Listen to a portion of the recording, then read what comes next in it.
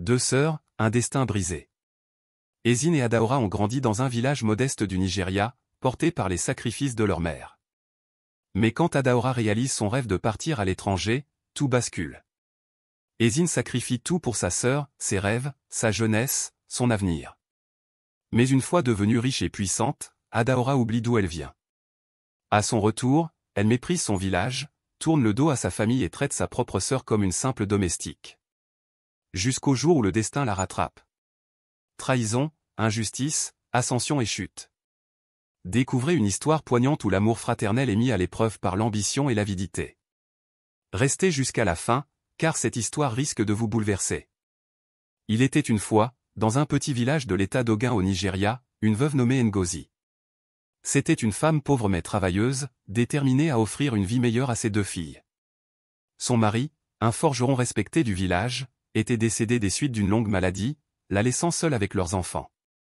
Malgré les difficultés, Ngozi se levait chaque jour avant l'aube pour vendre des galettes et du gari au marché. Tout le monde dans le village la connaissait pour son courage et sa détermination. Ses filles, Ezinne et Adaora, étaient au lycée. Ezinne, l'aînée, était calme et discrète, très intelligente et toujours prête à aider sa mère dans les tâches ménagères. Adaora, la plus jeune, était vive, pleine d'énergie et très bavarde. Elle se démarquait à l'école par son intelligence et sa vivacité. Les enseignants l'adoraient et elle représentait souvent son établissement lors des compétitions académiques. Une fois, elle avait remporté un concours national de mathématiques, et le chef du village l'avait accueillie en lui offrant un pagne spécial, un honneur rare. Chaque fois qu'elle rentrait chez elle avec des prix, les habitants du village félicitaient Ngozi, lui disant qu'Adaora était la lumière de la famille. Au fond d'elle, Ngozi rêvait d'envoyer ses deux filles à l'université. Elle se souvenait du vœu de son défunt mari, voir ses filles briser le cycle de la pauvreté grâce à l'éducation. Mais elle savait qu'elle n'en avait pas les moyens. Elle mettait de côté chaque petite pièce gagnée, espérant qu'un miracle se produirait. Un jour, une voisine compatissante, Mama Chidinma, lui proposa de l'aider en lançant une collecte dans le village. Mais même avec cette aide, l'argent réuni n'était suffisant que pour une seule inscription universitaire. Le moment fatidique arriva. Qui allait poursuivre ses études supérieures? Les paroles des villageois résonnèrent dans l'esprit de Ngozi. Ils disaient qu'Adaora accomplirait de grandes choses. Elle dut faire un choix. Un soir, sous le manguier de leur cour, elle s'assit face à Ezinne et lui prit doucement la main. « Ezinne, tu sais combien je vous aime, toi et ta sœur, lui dit-elle d'une voix tremblante. Depuis la mort de ton père, j'ai tout fait pour vous assurer une bonne éducation. Mais je n'ai pas assez d'argent pour vous envoyer toutes les deux à l'université. J'ai longuement réfléchi, et je pense qu'Adaora devrait y aller. Tout le monde la reconnaît pour son intelligence et, avec l'aide de Dieu, elle réussira et nous sortira de la pauvreté. » Ezinne fixa sa mère, le cœur serré. « Maman, et moi? Je veux aussi aller à l'école. Je rêve de devenir médecin. » Ngozi serra la main de sa fille plus fort. « Mon enfant, je sais que c'est difficile, mais nous devons faire des sacrifices pour la famille. Adaora nous aidera quand elle aura fini. Je te promets qu'un jour, tes rêves se réaliseront aussi. » Ezinne voulut protester, mais le visage fatigué de sa mère l'arrêta. Elle savait combien Ngozi avait souffert depuis la mort de leur père. Elle hocha lentement la tête et murmura à peine, « D'accord, maman. Si c'est pour la famille, je le ferai. » Cette nuit-là, sous un ciel étoilé, Adaora, qui avait surpris leur conversation, se sentit coupable. Elle alla rejoindre Ezinne dans leur chambre et lui prit la main. « Grande sœur, merci pour ce que tu fais pour moi. Je n'oublierai jamais ton sacrifice. Je te promets que je rendrai maman fière, et toi aussi. » Ezinne lui adressa un sourire faible. « Ne nous oublie pas quand tu réussiras. »« Ah non, Dieu m'en garde. Je ne vous oublierai jamais. Je vais aider maman aux tâches ménagères pour que tu n'aies pas à tout faire toute seule. Et je travaillerai dur pour finir vite afin que tu puisses aussi aller à l'école. » Les jours passèrent, et Adaora partit pour l'université.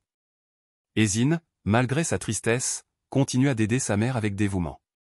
Mais dans son cœur, elle nourrissait un espoir secret, qu'un jour, elle aussi aurait sa chance. Le jour du départ d'Adaora pour Lagos, toute la famille se retrouva à la gare routière du village. Elle avait été admise à l'université de Lagos pour étudier la comptabilité. C'était la première fois qu'elle quittait la maison. Ezinne la serra fort contre elle, les larmes coulant sur son visage. Et étudie bien, Adaora. Fais-nous honneur. Je le ferai. Je n'oublierai jamais ce que tu as fait pour moi. Que Dieu te bénisse. Merci d'avoir sacrifié tant pour moi. Je te promets que je reviendrai et que tu pourras poursuivre ton rêve de devenir infirmière. Alors que le bus s'éloignait, Ezine et Ngozi restèrent sur le bord de la route à lui faire signe, le cœur lourd mais rempli d'espoir. La vie allait devenir plus difficile. Pour payer les frais de scolarité d'Adaora, Ngozi et Ezine prirent des emplois épuisants. Elles travaillaient dans les fermes, transportaient de lourdes charges sur les chantiers et vendaient des fruits au bord de la route. Les mains d'Ezine devinrent rugueuses à force de labeur, mais elle ne se plaignait jamais. Chaque fois qu'elle voyait d'anciennes camarades partir à l'université, son cœur se serrait. Un jour, elle confia à sa mère, « Maman, parfois j'ai mal. Toutes mes amies sont à l'école, et moi je suis ici à travailler.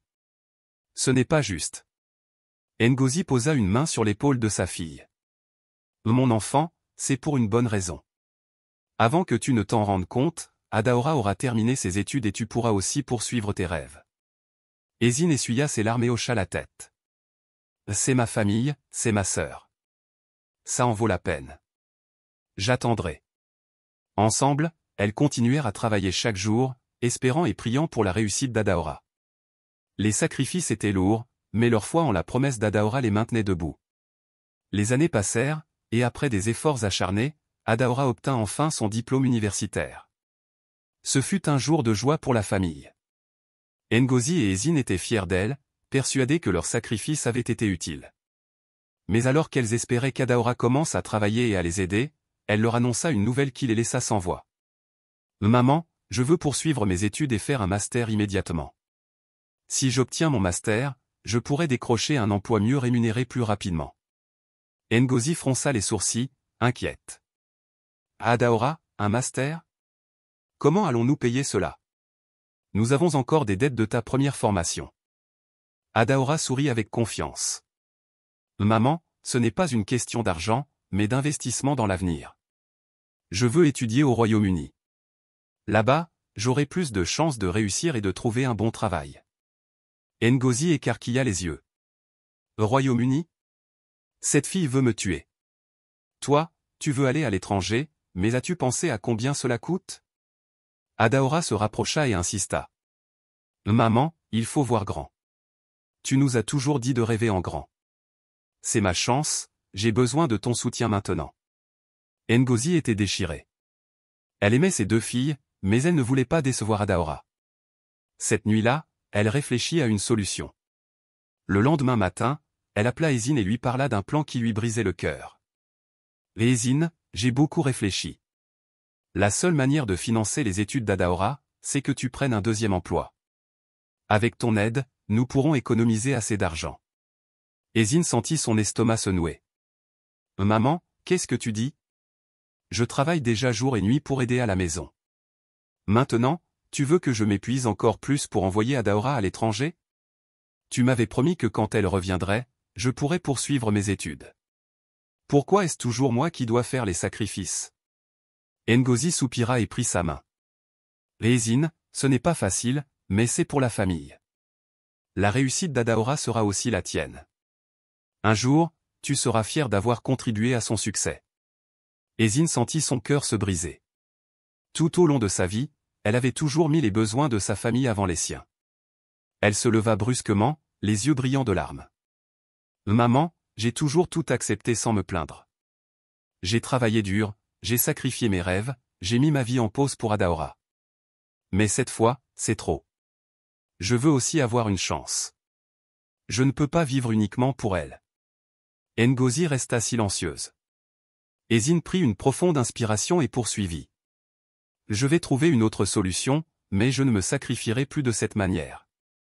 Je suis désolée, maman. » Elle quitta la pièce, laissant Ngozi en proie au doute. Était-elle en train de perdre sa fille aînée pour en sauver une autre? Le jour du départ d'Adaora pour Lagos, toute la famille se retrouva à la gare routière du village. Elle avait été admise à l'université de London pour étudier les finances internationales. La vie allait devenir plus difficile. Pour payer les frais de scolarité d'Adaora, Ngozi et Ezine prirent des emplois épuisants. Ngozi confectionnait des vêtements et les vendait au marché, tandis qu'Ezine travaillait comme domestique dans une riche famille de la ville. Chaque jour, elle nettoyait, cuisinait et s'occupait des enfants de ses employeurs. Ses mains devinrent rugueuses à force de labeur, mais elle ne se plaignait jamais. Chaque fois qu'elle voyait d'anciennes camarades partir à l'université, son cœur se serrait. Un soir, en rentrant du travail, Ezine trouva Ngozi en larmes sur le seuil de la maison. « Maman, que se passe-t-il ? Ils ont augmenté les frais de scolarité d'Adaora. Même avec tout notre travail, nous ne pourrons pas payer le prochain trimestre. » Ezine sentit une rage sourde monter en elle. Elle avait tout donné, tout sacrifié, et ce n'était toujours pas assez. Cette nuit-là, elle prit une décision. Elle écrivit une lettre et laissa un message à sa mère avant de partir pour la ville. Ngozi trouva la lettre au matin. Les mains tremblantes, elle lut les mots de sa fille. « Maman, j'ai trouvé un moyen d'aider Adaora sans m'épuiser dans un travail sans avenir. J'ai entendu parler d'un programme de bourse pour les étudiantes brillantes. Je vais passer l'examen et tenter ma chance. Je veux aussi avoir un futur. Ne t'inquiète pas pour moi. Je reviendrai bientôt. » Ngozi sentit un mélange de fierté et d'inquiétude. Pour la première fois, Ezine avait pris une décision pour elle-même. Serait-ce enfin son tour de réaliser ses rêves? Ezine arriva à Lagos, une ville bruyante et effervescente, où tout semblait aller plus vite qu'elle ne l'avait imaginé. Elle trouva un petit logement dans un quartier modeste et s'inscrivit aux examens d'entrée pour une école de santé. Avec acharnement, elle révisa jour et nuit, tout en travaillant comme serveuse pour subvenir à ses besoins. Ses premiers mois furent éprouvants. Elle subit des humiliations de la part de clients impolis, eut des difficultés à joindre les deux bouts, et parfois, elle doutait de son choix. Mais sa détermination ne faiblit pas. Lorsqu'elle reçut la lettre d'admission, elle pleura de joie.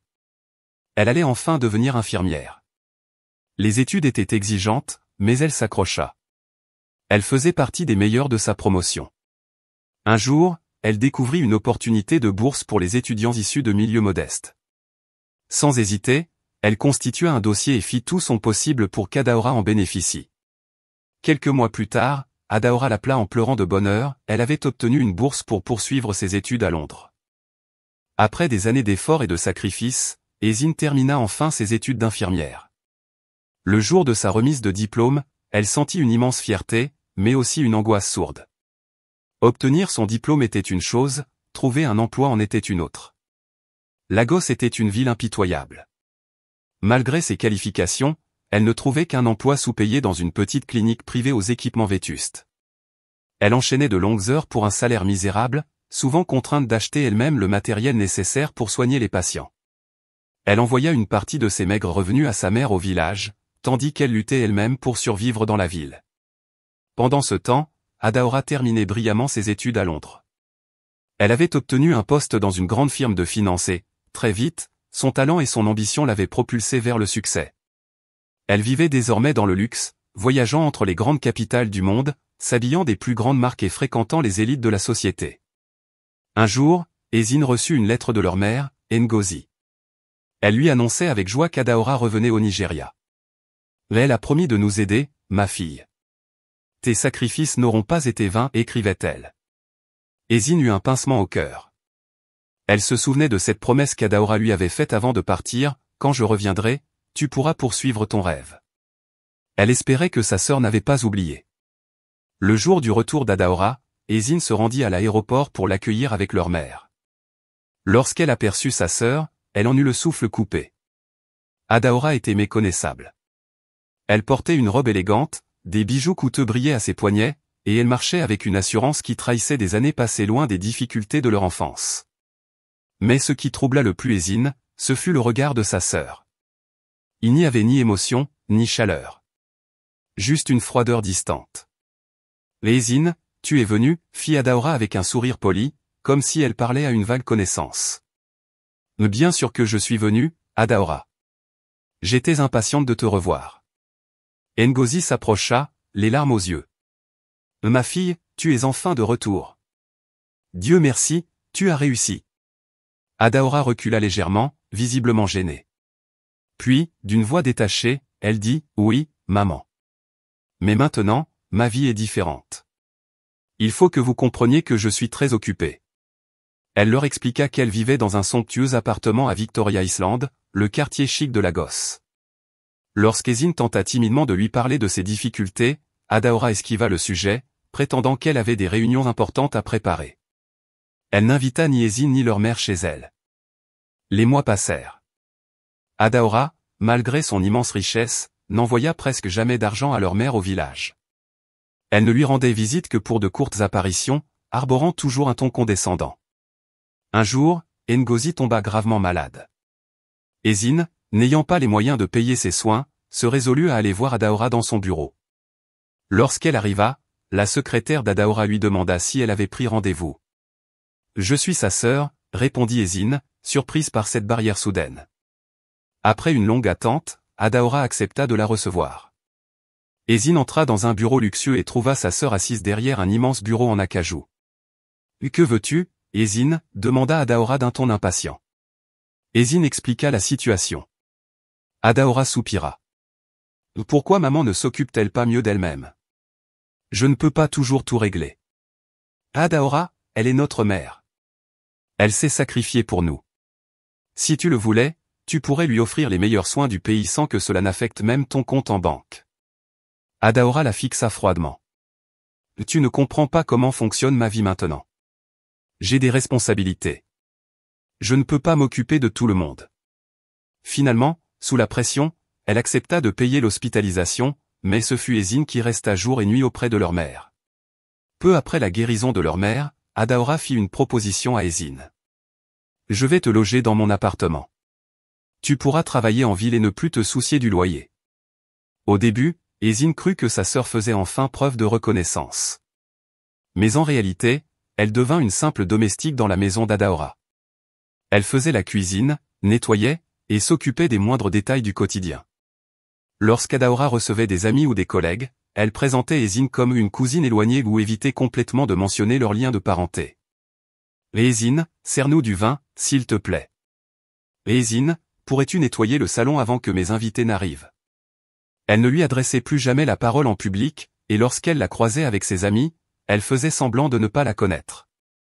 Ezine se sentait trahie. Tout ce qu'elle avait enduré, tous les sacrifices qu'elle avait faits, avaient été balayés d'un revers de main. Les mois passèrent, et Ngozi, leur mère, vieillit prématurément sous le poids des années de labeur et d'inquiétude. Son état de santé, déjà fragile, s'aggrava. Elle souffrait de douleurs persistantes, mais refusait d'en parler, de peur d'inquiéter Ezine, qui faisait déjà tant pour elle. Un matin, Ezine reçut un appel alarmant du village. Sa mère était tombée inconsciente. Elle quitta précipitamment Lagos pour retourner chez elle, priant pour arriver à temps. Lorsqu'elle atteignit la maison familiale, il était trop tard. Ngozi avait rendu l'âme. Le choc fut terrible. Ezine s'effondra de douleur devant le corps de sa mère. Elle se souvenait de tous les sacrifices qu'elle avait faits pour ses filles, de tout ce qu'elle avait enduré pour leur donner un avenir. Adaora, quant à elle, arriva 2 jours plus tard, vêtue de vêtements luxueux et accompagnée d'une délégation de collègues et d'amis influents. Elle avait organisé des funérailles grandioses, dignes d'une cérémonie d'État. Une immense tente fut dressée, des mets somptueux furent servis, et des politiciens ainsi que des hommes d'affaires furent invités à rendre hommage à la mère de la brillante Adaora. Mais au milieu du faste, quelque chose sonnait faux. « Tout cela est-il nécessaire ?» murmura Ezine à sa sœur. Maman aurait préféré quelque chose de simple, entouré de ceux qui l'aimaient vraiment. Adaora haussa les épaules. « Nous devons montrer à tout le monde que nous avons réussi. C'est ainsi que fonctionne le monde. » Les habitants du village observaient la scène avec amertume. Beaucoup se souvenaient des promesses d'Adaora de revenir aider sa communauté. Mais elle n'avait jamais tenu parole. Pire encore, elle les ignorait désormais, évitant leurs regards comme s'ils étaient une gêne. Certains villageois se plaignirent même ouvertement auprès d'Ezine. « Regarde ce qu'elle est devenue. Elle ne se souvient même plus d'où elle vient. Quand nous avons eu besoin d'aide pour réparer le puits du village, elle a refusé de contribuer. » Ezine ne savait quoi répondre. Elle aussi était déçue. Après l'enterrement, Ezine retourna à Lagos avec un cœur lourd. Mais alors que la douleur de la perte s'atténuait avec le temps, une lueur d'espoir apparut dans sa vie. À l'hôpital où elle travaillait, elle fit la connaissance de Chic, un médecin respecté et apprécié. C'était un homme généreux et attentif, qui admirait la résilience d'Ezine. Peu à peu, ils se rapprochèrent, et leur amitié se transforma en amour. Chic demanda Ezine en mariage, et cette fois, elle décida de penser à son propre bonheur. Leur mariage fut simple mais chaleureux, entouré d'amis et de collègues bienveillants. Adaora, bien que présente, ne montra guère d'enthousiasme. Elle ne comprenait pas pourquoi sa sœur avait choisi un simple médecin au lieu de chercher à épouser un homme d'affaires influent. « Tu aurais pu viser plus haut, Ezine, dit-elle après la cérémonie. Avec un bon réseau, tu aurais pu épouser un ministre ou un PDG. Ezine lui sourit avec douceur. L'amour ne se mesure pas en millions, Adaora. Grâce au soutien de Chic, Ezine réussit enfin à obtenir un poste dans un grand hôpital de Lagos. Son travail acharné fut reconnu, et elle gravit rapidement les échelons. Elle devint une infirmière en chef respectée, prenant soin de ceux qui en avaient besoin, exactement comme elle l'avait toujours rêvé. Pendant ce temps, Adaora, malgré son succès financier, accumulait les tensions. Son arrogance et son mépris pour son village lui valurent de nombreuses critiques. Les habitants du village finirent par envoyer une pétition aux autorités locales, dénonçant son manque de contribution et son mépris pour ceux qui l'avaient vu grandir. Mais elle ignorait ces plaintes, trop absorbée par son ascension sociale. Un jour, cependant, son monde commença à s'écrouler. Un scandale éclata dans son entreprise. Accusée de détournement de fonds et de malversation, elle perdit son poste et fut bannie du milieu des affaires. Ses anciens amis, ceux qu'elle avait tant cherché à impressionner, lui tournèrent le dos du jour au lendemain. L'argent, qui coulait autrefois à flot, se mit à manquer. Ses biens furent saisis, et elle fut contrainte de vendre son luxueux appartement. Ne sachant plus où aller, elle se tourna vers la seule personne qui lui restait, Ezine. Malgré tout ce qu'elle avait subi, Ezine ouvrit les bras à sa sœur. Chic, toujours bienveillant, accepta également de l'héberger. Mais au lieu de reconnaître ses erreurs et de faire preuve d'humilité, Adaora continua de traiter Ezine comme une inférieure. « Apporte-moi du thé », exigeait-elle comme si elle était encore dans son ancien palais. « Ezine, pourquoi ne fais-tu pas appel à une femme de ménage ? Cette maison est si modeste. » Pire encore, lorsqu'elle recevait de rares visiteurs de son ancienne vie, elle refusait de présenter Ezine comme sa sœur. « Elle travaille ici », se contentait-elle de dire, détournant le regard. Ezine, blessée mais patiente, continua de s'occuper d'elle, espérant qu'un jour, sa sœur réaliserait la valeur des liens familiaux. Mais ce jour viendrait-il ? Les années passèrent.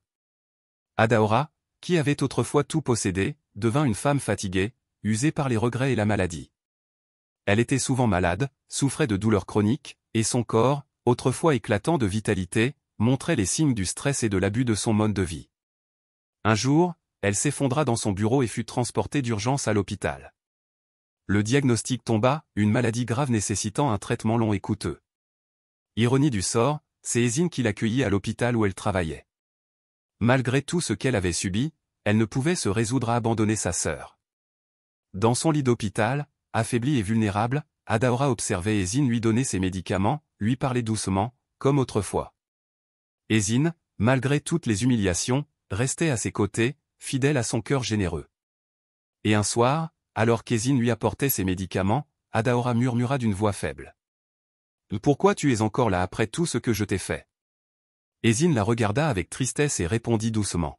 « Parce que c'est ce que fait une sœur. » Pour la première fois, Adaora sentit une larme couler sur sa joue. Elle avait passé sa vie à poursuivre le succès, oubliant ceux qui l'aimaient vraiment. Et maintenant qu'il était trop tard, elle comprenait enfin. L'argent, la réussite, le luxe n'étaient rien face à l'amour d'une famille qu'elle avait reniée.